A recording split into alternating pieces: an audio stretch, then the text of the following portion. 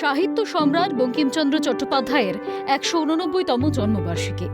বিধানসভায় অতিথি বরণ ও প্রদীপ প্রজ্বলনের মাধ্যমে শুরু হয় সাহিত্য সম্রাট বঙ্কিমচন্দ্র চট্টোপাধ্যায়ের জন্মদিন ও বন্দে মাতরমের ১৫০ বর্ষপূর্তির উদযাপন। বঙ্কিমচন্দ্র চট্টোপাধ্যায়ের প্রতিকৃতিতে মাল্যদান করে শ্রদ্ধা জ্ঞাপন করেন অধ্যক্ষ রথীন্দ্রনাথ বসু। উপস্থিত ছিলেন শিল্পমন্ত্রী তাপস রায়, স্বাস্থ্যমন্ত্রী শারদনাথ মুখোপাধ্যায়, ক্রীড়ামন্ত্রী ইন্দ্রনীল খাঁ, তথ্য প্রযুক্তি মন্ত্রী কল্যাণ চক্রবর্তী সহ অন্যান্যরাও।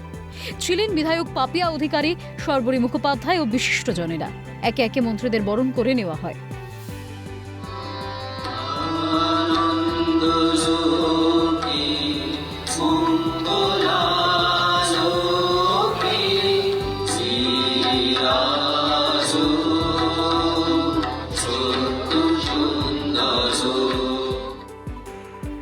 আনন্দলোকে মঙ্গলালোকে রবীন্দ্রসঙ্গীত দিয়ে সাংস্কৃতিক অনুষ্ঠানের সূচনা হয়। পাশাপাশি এদিন দেবজ্যোতি মিশ্র ও তার দল সঙ্গীত পরিবেশন করে শ্রদ্ধা জানান। ক্যামেরা জ্যাকি সিং এর সঙ্গে খালিদ জামাল, ক্যালকাটা নিউজ।